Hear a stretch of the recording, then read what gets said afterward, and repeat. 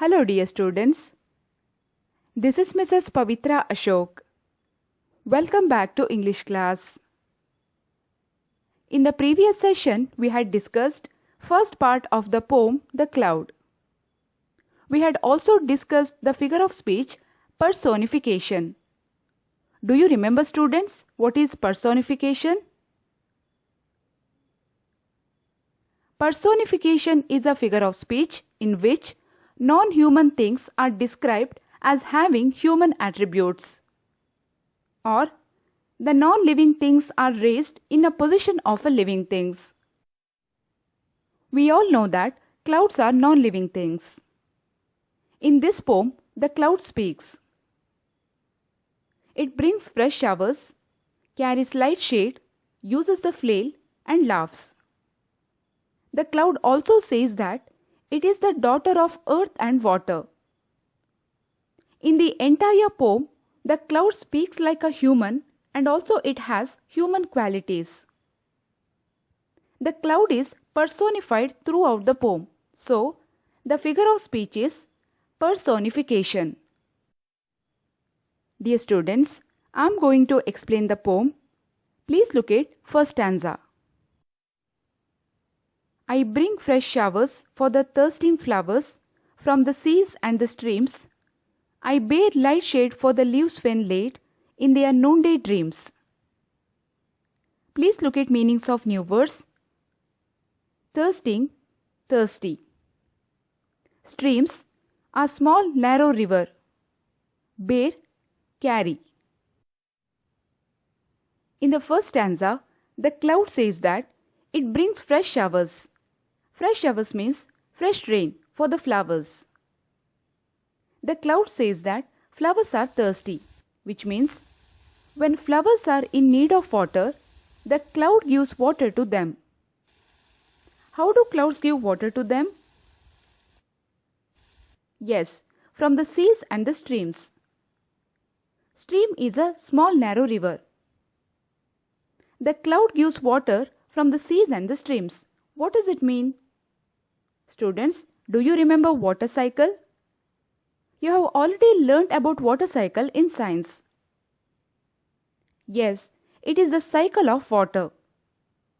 Water gets evaporated by the heat of the sun in gaseous form and then form as a cloud in the sky. Later, cloud comes down to the earth in the form of solid and liquid, that is, rain, snow and ice, moisture, hailstones, etc. The cloud also says that it provides light shade for trees and plants when they lay down to the earth because of the heat of the sun. In the first stanza, the cloud says that it not only brings fresh showers but also it gives the shade. Now please look at second stanza.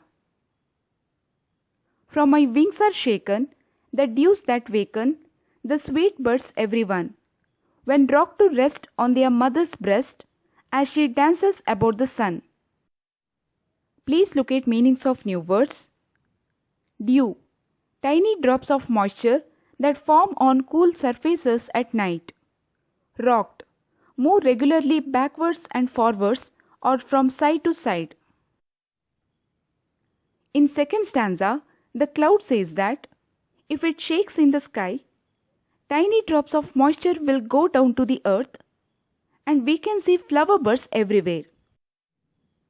Flower birds are like how a newborn baby sleeps in his mother's arm, being fed by its mother. Now, the cloud gives tiny drops of moisture to all those flower birds. Because of that, all flower birds turn to beautiful flowers.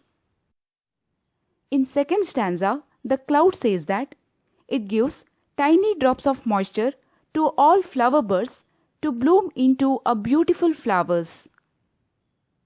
Now please look at third stanza. I wield the flail of the lashing hail and whiten the green plains under, and then again I dissolve it in rain and laugh as I pass in thunder. Please look at meanings of new words. Wield, to use. Flail, is an instrument which is used to separate grain from the husk. Lashing, hitting with force. Hail, frozen raindrops which fall as little hard ball of ice. Plains, a large stretch of flat land. In third stanza, the cloud says that it uses the flail.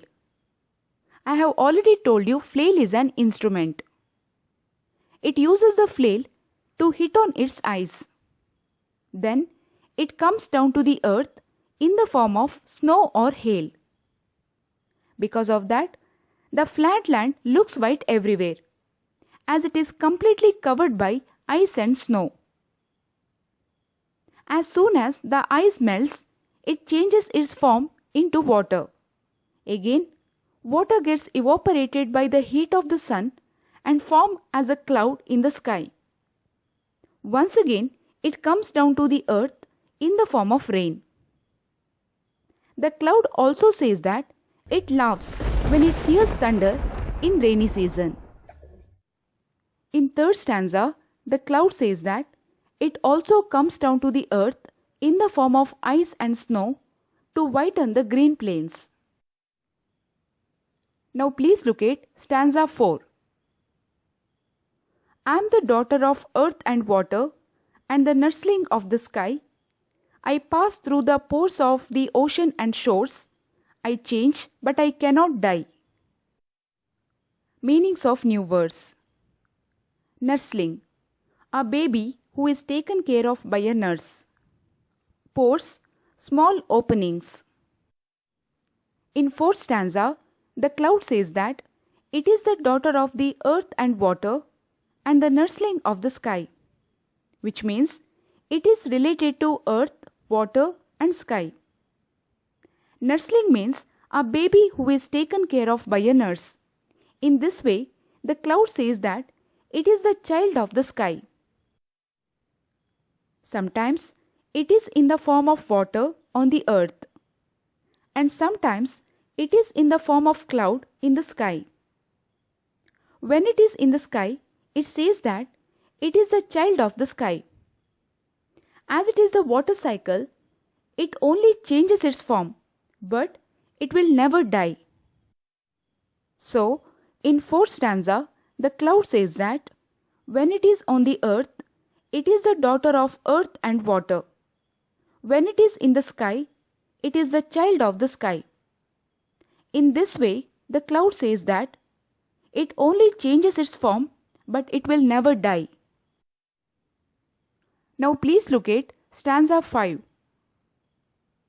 For after the rain, when with never a stain, the pavilion of heaven is bare, and the winds and sunbeams with their convex gleams build up the blue dome of air. Please look at meanings of new words. Stain, a mark. Pavilion, a large structure lightly built and intended to be used only for a short time. Sunbeam, a ray of sunlight. Moving on to the explanation. When the rain starts, clouds will disappear and the sky looks like a large structure, a large ground without any mark of clouds. Now it is completely clear blue sky, and the winds and sunbeams with their convex gleams, which means after the rain we can find rainbow in the sky. Build up the blue dome of air, which means the sky is a blue dome. Dome means a rounded roof on a building, which means the sky is ready to be a mother of clouds. Now please look at last stanza. I silently laugh at my own cenotaph, and out of the caverns of rain, like a child from the womb, like a ghost from the tomb, I arise and unbuild it again. Meanings of new words. Cenotaph, a monument built to honor soldiers killed in a war. Cavern, a large cave. Tomb, a large vault, typically an underground one for burying the dead. In the last stanza, the cloud says that it laughs at its own cenotaph.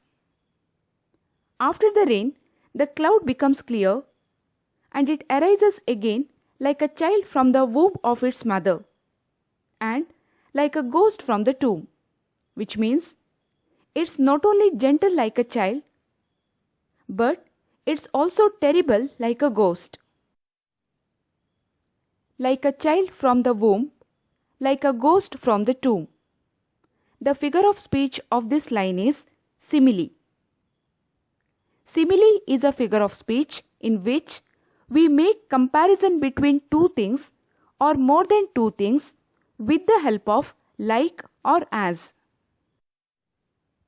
In this line, the poet compares the cloud to a child and the ghost with the help of like. Here there is a comparison. So, the figure of speech is simile. The meaning of last line, I arise and unbuild it again, which means it's a continuous process. It's an unending cycle of death and rebirth. Dear students, in this session, we have understood the poem The Cloud, written by Percy Bysshe Shelley. I hope you all have understood. Please memorize the poem.